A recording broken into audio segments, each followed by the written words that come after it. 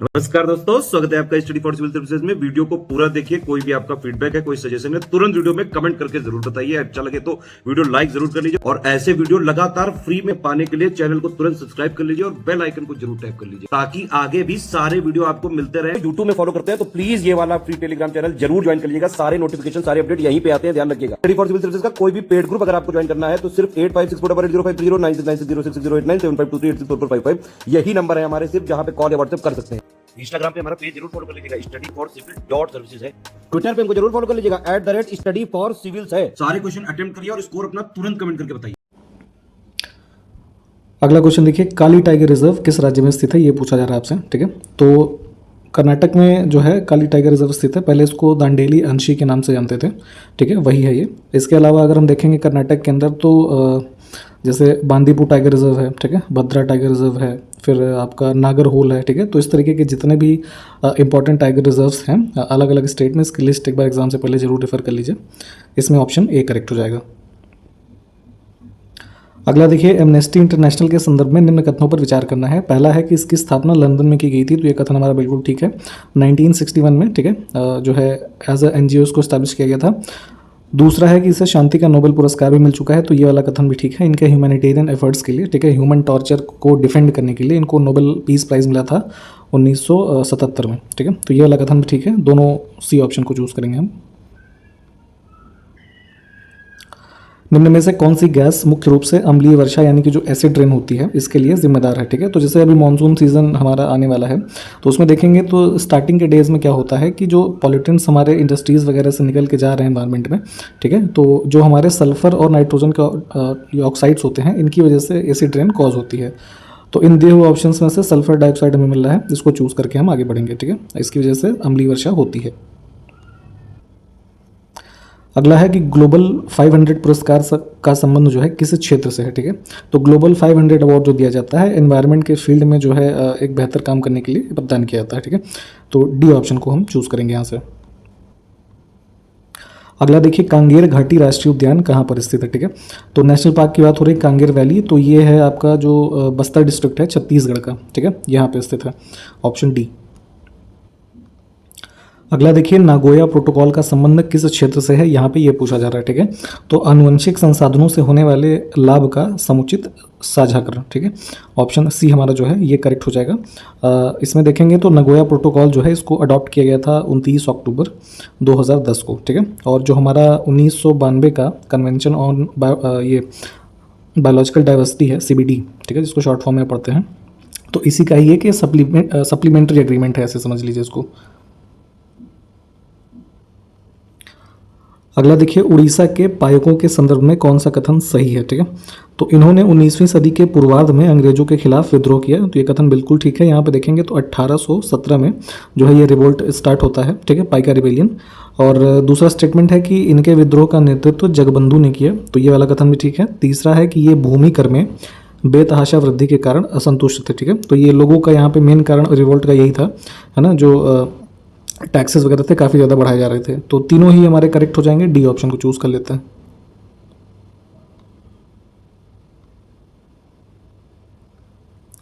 लोक लेखा समिति के लिए लोकसभा से कितने सदस्य निर्वाचित होते हैं। ठीक है, तो जो पब्लिक अकाउंट कमेटी है इसको अपॉइंट किया जाता है लोकसभा के स्पीकर के द्वारा। और इसमें देखेंगे तो कॉम्पोजिशन इसकी ऐसी होती है कि लोकसभा से 15 मेंबर होते हैं और राज्यसभा से टोटल जो है 7 मेंबर होते हैं। ठीक है, तो यहाँ पे 22 की संख्या टोटल होती है, तो हम यहाँ पे 15 का ऑप्शन जो है इसको चुनेंगे। भारत की संविधान सभा द्वारा राष्ट्रगान जो हमारा है जनगण मन, इसका हिंदी प्रारूप कब अपनाया गया था। ठीक है, तो ओरिजिनली क्योंकि ये जो है बंगाली लैंग्वेज में ये था, तो यहाँ पे देखेंगे तो हिंदी लैंग्वेज में हमने जो राष्ट्रगान अपनाया है वो 24 जनवरी 1950 को। ठीक है, कॉन्स्टिट्यूएंट असेंबली के द्वारा, ऑप्शन ए। भारत के मानवाधिकार आयोग के प्रथम अध्यक्ष कौन थे। ठीक है, तो जो ह्यूमन राइट्स कमीशन है, ठीक है, तो ये फॉर्मेशन इसका देखेंगे हम तो 1993 है। तो फर्स्ट चेयरमैन इसके अपॉइंट हुए चीफ जस्टिस ऑफ इंडिया थे ये पूर्व, ये श्री रंगनाथ मिश्रा। ठीक है, इनकी अपॉइंटमेंट जो फर्स्ट टाइम हुई ये 12 अक्टूबर 93 से लेके जो है ये 24 नवंबर 96 तक थे। ठीक है, तो ये फर्स्ट चेयरमैन थे। और अभी वर्तमान में हम देखेंगे तो जस्टिस अरुण कुमार मिश्रा जो हैं ये अभी चेयरपर्सन हैं, ये 2 जून 2021 से। ठीक है, इसको भी ध्यान रखिएगा। अगला देखिए, नवसृजित केंद्र शासित प्रदेश जम्मू कश्मीर का प्रथम राज्यपाल किसे नियुक्त किया गया। ठीक है, तो आपको याद होगा कि जो है 5 अगस्त 2019 को ये जम्मू कश्मीर रीऑर्गेनाइजेशन एक्ट पेश किया गया, रीऑर्गेनाइजेशन बिल जो है राज्यसभा में गृह मंत्री अमित शाह जी के द्वारा। ठीक, तो उसके बाद जो देखेंगे तो ऑफिशियली जो प्रेसिडेंट का नोटिफिकेशन आता है जम्मू कश्मीर और लद्दाख को सेपरेट यूनियन टेरिटरी बनाने का, वो 31 अक्टूबर 2019 से ये लागू है। ठीक है, तो इस डेट को भी याद रखिएगा, इंपॉर्टेंट है। तो जम्मू कश्मीर के यहाँ पहले जो गवर्नर बनाए गए है ना, लेफ्टिनेंट गवर्नर, इनका नाम था ये जो अभी वर्तमान में CAG हैं भारत के, गिरीश चंद्र मुर्मू। ठीक है, और लद्दाख के बनाए गए थे कौन, RK माथुर। ठीक, इसको भी ध्यान रखिएगा। तो यहाँ से C ऑप्शन हमारा जो है ये करेक्ट है। अगला देखिए, चीफ ऑफ डिफेंस स्टाफ तीनों सेनाओं की सेवाओं के विषय में किसका सैन्य सलाहकार होता है। ठीक है, तो भारत में आपको पढ़ा होगा आपने कि एक 4 स्टार की जनरल का रैंक का जो एक पोस्ट क्रिएट किया गया था CDS का, चीफ ऑफ डिफेंस स्टाफ। ठीक है, जो उसके पहले जो CDS बने जनरल बिपिन रावत है ना, इनका भी हाल ही में जो निधन हो गया था हेलीकॉप्टर क्रैश में। ठीक, तो ये जो CDS की पोस्ट होती है, ये तीनों सेवाएं जितनी भी है, आर्मी, एयरफोर्स और नेवी, इनके ट्राई सर्विस एडवाइज़र होते हैं जो डिफेंस मिनिस्टर ऑफ इंडिया होते हैं उनके। ठीक, D ऑप्शन करेक्ट होगा। अंतर्राष्ट्रीय श्रम संगठन की स्थापना किस वर्ष में हुई थी, इसमें ये बताना है। ILO के बारे में जो पढ़ते हैं आप। ठीक है, तो आफ्टर वर्ल्ड वॉर फर्स्ट, ठीक है, यहाँ पे उसकी स्थापना की जाती है वर्ष 1919 में। ऑप्शन A करेक्ट होगा। अगला देखिए, संपत्ति का अधिकार निम्न में से कौन सी श्रेणी में सम्मिलित है। ठीक है, जो राइट टू प्रॉपर्टी। ठीक, तो पहले क्या होता था कि ये फंडामेंटल राइट का पार्ट था। ठीक है, बाद में जो है इसको अमेंडमेंट करके आर्टिकल 300A के अंतर्गत इसको डाल दिया गया है, राइट टू प्रॉपर्टी। अब ये एक लीगल राइट है। ठीक है, यानी कि विधिक अधिकार है, कानूनी अधिकार है। ठीक, ऑप्शन A। अगला देखिए, क्षेत्रीय परिषद की अध्यक्षता इनमें से कौन करता है। ठीक है, तो जो कुछ रीजनल काउंसिल्स क्रिएट की जाती हैं, जैसे नॉर्थ ईस्टर्न रीजन्स के लिए कई सारी काउंसिल्स बनी हैं, तो यहाँ पे इनकी अध्यक्षता की जाती है यूनियन होम मिनिस्टर के द्वारा। Option B। अगला देखिए, भारत में दक्षेस शिखर सम्मेलन सर्वप्रथम किस वर्ष आयोजित किया गया था। ठीक है, तो जो हमारा सार्क एक ग्रुपिंग है साउथ एशियन कंट्रीज़ का। ठीक है, तो इसका फर्स्ट समिट जो होता है वो ढाका में होता है। ठीक है, और अगर देखें कि फर्स्ट समिट जो इंडिया में हुआ तो ये 1986 में होता है। ठीक है, ऑप्शन B। कहाँ पे हुआ था, तो बेंगलोर के अंदर हुआ था, ये भी ध्यान दीजिएगा। अगला देखिए, राज्य विधान परिषद के सदस्य का कार्यकाल कितना होता है। ठीक है, तो जैसे यूजुअली हमारे भारत में देखेंगे तो कुछ ही राज्यों में सिर्फ लेजिस्लेटिव काउंसिल है। ठीक है, मैक्सिमम में क्या है, सिर्फ लेजिस्लेटिव असेंबली है। ठीक है, तो जिन राज्यों में लेजिस्लेटिव काउंसिल है तो वहाँ के जो मेंबर्स होते हैं, तो राज्यसभा की भांति वहाँ पे भी मेंबर्स का कार्यकाल 6 साल का होता है। ठीक है, तो ऑप्शन C को चुनेंगे, क्योंकि विधानसभा जो होती है उसमें 5 साल होता है, विधान परिषद में 6 साल का कार्यकाल होता है। भारत में नागरिक सेवाएं दिवस किस दिन मनाया जाता है। ठीक है, सिविल सर्विसेज डे की बात हो रही है, तो सिविल सर्विसेज डे ऑब्जर्व किया जाता है 21 अप्रैल को। ठीक है, ऑप्शन D करेक्ट हो जाएगा। और 2022 की हम बात करें तो 15वां सिविल सर्विसेज डे ऑब्जर्व किया गया है, इसको भी ध्यान रखिएगा, न्यू दिल्ली में। अगला देखिए, केंद्रीय सूचना आयोग की स्थापना किस वर्ष हुई है। ठीक है, सेंट्रल इंफॉर्मेशन कमीशन। तो RTI एक्ट हमारा जब बना था 2005 में। ठीक है, तो उसी से इसका भी जेनेसिस होता है, सेंट्रल इंफॉर्मेशन कमीशन का। इसको भी वर्ष 2005 में ही स्थापित किया गया था। अगला देखिए, वायु संरक्षण एवं प्रदूषण नियंत्रण अधिनियम किस वर्ष पारित किया गया था। ठीक है, air protection and control of pollution act. ठीक, तो इसको बनाया गया था 1981 में। Option B। निम्नलिखित को सुमेलित करना है हमें, तो कुछ देखिए हड़प्पा कालीन कुछ नगर हैं और किस वर्तमान राज्य में स्थित हैं उससे हमें मैच करना है। ठीक है, तो जैसे देखिए गुजरात में कौन सा है, सुरकोटदा है। ठीक, फिर है उत्तर प्रदेश, तो यहाँ पे आलमगीरपुर है। फिर पंजाब में क्या है, रोपड़, और हरियाणा में बनावली। ठीक है, तो इस हिसाब से पहले का चौथा है और जो है दूसरे का क्या हो गया, तीसरा। तो ये मिल रहा है हमें B ऑप्शन में। ठीक, ऑप्शन B को चूज़ करेंगे।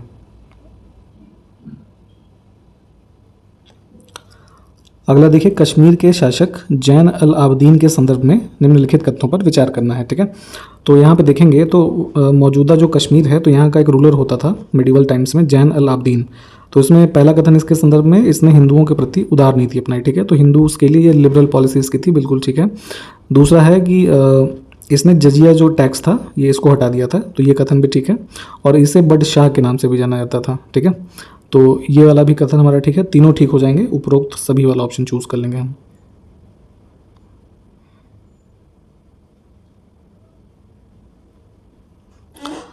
निम्नलिखित में से कौन सा सही सुमेलित नहीं है, ठीक है। तो यहाँ देखिए कुछ नगर लिखे हुए हैं और उनके संस्थापक शासकों का जो है दिल्ली सल्तनत टाइम पीरियड के लिखा हुआ है। तो डी ऑप्शन हमारा सुमेलित नहीं है। तुगलकाबाद जो है ये मोहम्मद बिन तुगलक नहीं, गियासुद्दीन तुगलक के द्वारा स्थापित है, ठीक है। ऑप्शन डी सुमेलित नहीं है, बाकी के सब ठीक है। अगला देखिए, वीर शैव आंदोलन के संदर्भ में हमें गलत कथन चुनना है, ठीक है। तो वीर शैव आंदोलन क्या था कि एक सामाजिक धार्मिक आंदोलन था जो लगभग 12वीं शताब्दी के आसपास में देखेंगे तो इधर जो कर्नाटक का रीजन है यहाँ पे उभरा था, ठीक है। तो इस आंदोलन के प्रवर्तक बसवन्ना को माना जाता है ना, ये इसके प्रवर्तक रहे थे, तो ये कथन बिल्कुल ठीक है। दूसरा अब लिखा है यह उत्तर भारत में लोकप्रिय था, तो जाहिर सी बात है गलत है। कर्नाटक कहाँ है, साउदर्न इंडिया में है, ठीक है। इन्होंने ब्राह्मणवाद का विरोध किया, इन्होंने कर्मकांडों का विरोध किया, ठीक है। इसमें ये लिंग पूजा में ज़्यादा विश्वास रखते थे, तो बी ऑप्शन फिलहाल जो हमारा है गलत हो जाएगा। अगला देखिए, उदयगिरी की गुफाओं के संदर्भ में निम्न कथनों पर विचार करना है, ठीक है। तो उदयगिरी केव्स कहाँ है, मध्य प्रदेश में।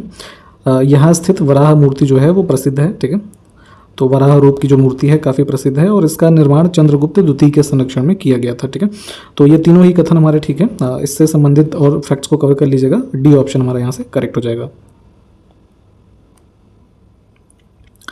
अगला देखिए, थांका चित्रकला के संदर्भ में निम्नलिखित कथनों पर विचार करना है, ठीक है।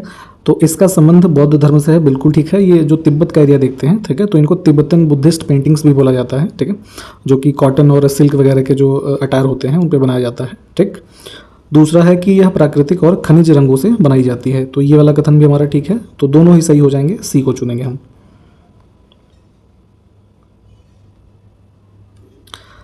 निम्नलिखित में से कौन सुमेलित है, ठीक है। तो देखिए कुछ बुद्धिस्ट यहाँ पे मोनेस्ट्रीज यानी कि मठ लिखे हुए हैं और उनकी स्थिति कहाँ पे है ये बताना है हमें, ठीक है। तो सुमेलित तो फिलहाल सी है। घूम मोनेस्ट्री जो है ये पश्चिम बंगाल के दार्जिलिंग में है, ठीक है। इसको 1850 में इस्टेब्लिश किया गया था, ठीक।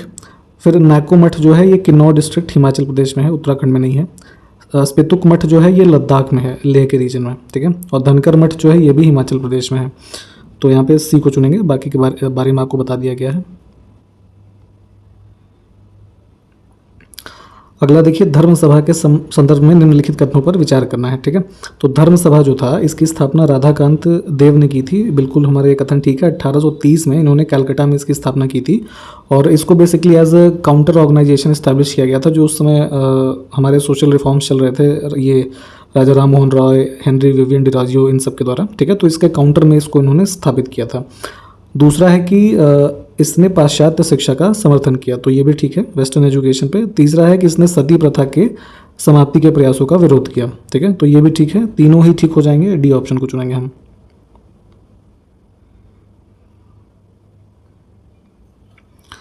अगला देखिए, विधवा पुनर्विवाह की दिशा में कार्य करने वाले लोगों में कौन शामिल है, ठीक है। तो देखेंगे तो हमारा 19वीं सदी के जो टाइम पीरियड में जितने भी लोगों ने ये विडो रीमैरिज के लिए काम किया है उसमें विष्णु शास्त्री पंडित, करंस दास मूलजी और डीके कर्वे, है ना, ये सभी शामिल रहे हैं, है ना। इनसे अलग अलग संबंधित जो ऑर्गेनाइजेशन है इनके बारे में भी डिटेल पढ़िए, डी ऑप्शन फिलहाल करेक्ट है। निम्नलिखित को सुमेलित करना है हमें, ठीक है। तो कुछ संस्थाएं हैं 19वीं सदी की और उनके स्थापना के वर्ष हैं, ठीक है। तो देखिए, इंडियन लीग है जो इसकी स्थापना होती है हमारी 1875 में, तो ये कहाँ है, डी ऑप्शन में, ठीक। तो ए का हो गया 4, यहीं से आपको उत्तर मिल जाएगा, सी वाला, ठीक है। उसके बाद देख लीजिए, मद्रास महाजन जो सभा है इसकी स्थापना 1884 में होती है आपका। फिर ज़मींदारी एसोसिएशन है, ये 1838 में स्थापित होता है। बंग भाषा प्रकाशक सभा जो है 1836 में इसको स्थापित किया जाता है। इनके जो रिस्पेक्टिव फाउंडर्स हैं इनके नाम आप जरा कमेंट करके बताइए। तो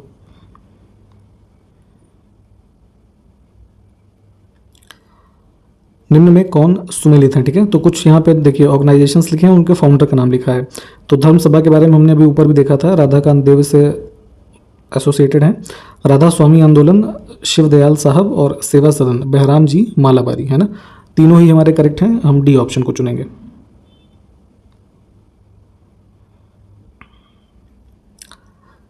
अगला देखिए, कांग्रेस के 1928 के कलकत्ता अधिवेशन के संदर्भ में कौन सा कथन सही है, ठीक है। तो 1928 के कलकत्ता में जो अधिवेशन हुआ कांग्रेस का, इसकी अध्यक्षता मोतीलाल नेहरू ने की थी, ठीक है। तो ये कथन हमारा गलत है। दूसरा है कि इसमें डोमिनियन स्टेटस के लक्ष्य का विरोध सुभाष चंद्र बोस और जवाहरलाल नेहरू ने किया था। ठीक है, तो ये वाला कथन भी ठीक है। इसमें हुआ क्या कि एक प्रपोजल जो है गांधी जी के द्वारा दिया गया ब्रिटिशर्स को कि 2 साल में डोमिनियन स्टेटस का जो स्टेटस है भारत को ग्रांट किया जाए।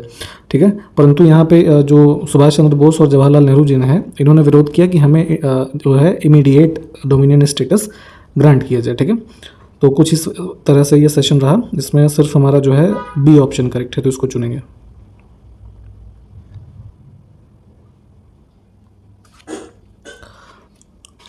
अगला देखिए, वित्त आयोग के संदर्भ में निम्नलिखित कथनों पर विचार करना है। ठीक है, फाइनेंस कमीशन की बात हो रही है, तो इसके सदस्यों की नियुक्ति राष्ट्रपति करते हैं। ठीक है, तो जो चेयरमैन होते हैं फाइनेंस कमीशन के और मेंबर्स, इन सब की नियुक्ति राष्ट्रपति यानी प्रेसिडेंट के द्वारा की जाती है। अनुच्छेद 280 के अंतर्गत ये प्रावधान दिया हुआ है कॉन्स्टिट्यूशन के। ठीक, फिर है कि वित्त आयोग के सदस्यों की पुनर्नियुक्ति नहीं की जा सकती है। ठीक है, तो ऐसा नहीं है, रीअपॉइंटमेंट इनका हो जाता है। ठीक, फिर है कि इनकी सिफारिशें सलाहकारी होती हैं, यानी कि एडवाइजरी होती हैं। जो भी रिकमेंड करते हैं ये कि टैक्सेस का बंटवारा कैसे होगा या कौन सा प्रावधान कैसे होगा, ये सारी एडवाइजेस जो होती हैं सिर्फ एडवाइजरी नेचर की होती हैं, बाइंडिंग नहीं होती हैं सरकार के ऊपर। ठीक, तो सिर्फ जो है 1 और 3 सही हैं।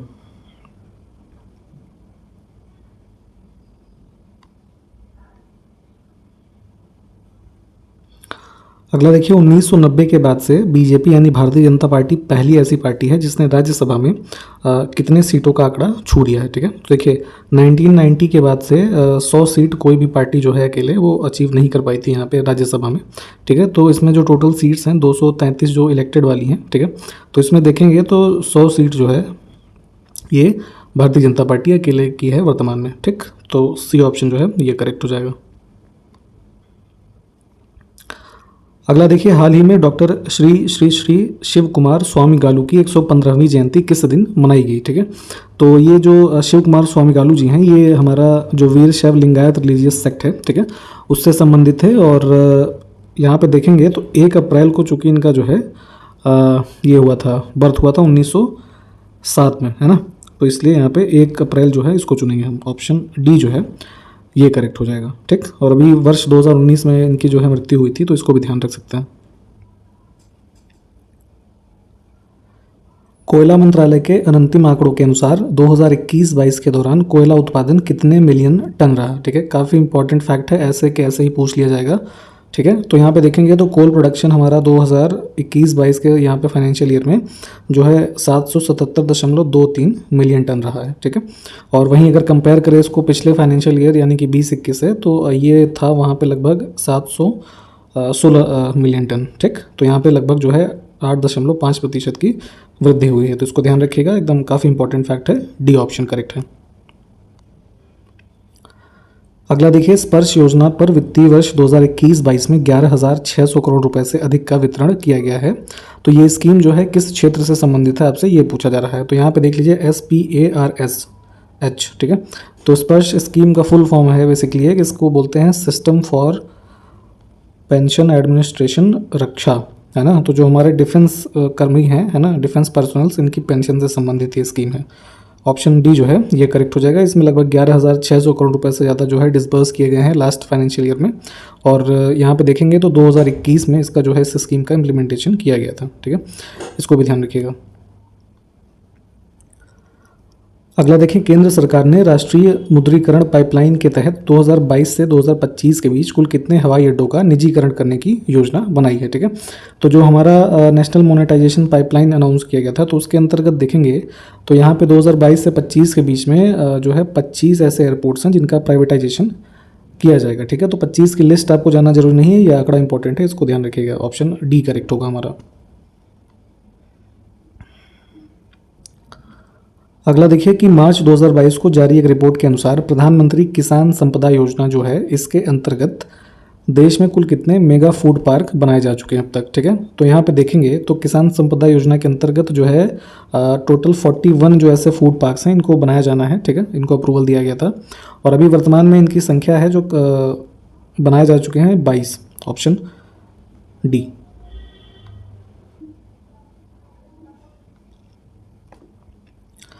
अगला देखिए, हाल ही में भारतीय भू वैज्ञानिक सर्वेक्षण के महानिदेशक के रूप में पदभार किसने ग्रहण किया है, ठीक है। तो जो जियोलॉजिकल सर्वे ऑफ इंडिया है, ठीक है, इसकी स्टैब्लिशमेंट हुई थी मार्च 1851 में, ठीक है। इसको ध्यान रखिए कहाँ पे है ये सिचुएटेड है, तो कोलकाता में है ये, ठीक है। मिनिस्ट्री ऑफ माइंस जो है इसके अंतर्गत ये कार्य करता है।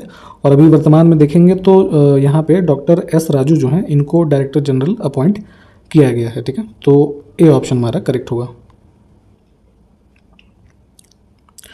अगला देखिए, कर्नाटक के राज्यपाल श्री टी.सी. गहलोत और किस केंद्रीय मंत्री ने बेंगलोर में खेलो इंडिया यूनिवर्सिटी गेम्स 2021 का लोगो, शुभंकर, जर्सी और एंथम, है ना, ये 4 चीज़ें लॉन्च किया, ठीक है। तो यहाँ पे देखेंगे तो जो हमारे ये स्पोर्ट्स मिनिस्टर हैं अनुराग ठाकुर, ठीक है, तो ये शामिल थे टी.सी. गहलोत के साथ, इन्होंने ये चीज़ें लॉन्च करी हैं यहाँ पे। ऑप्शन सी हमारा करेक्ट हो जाएगा।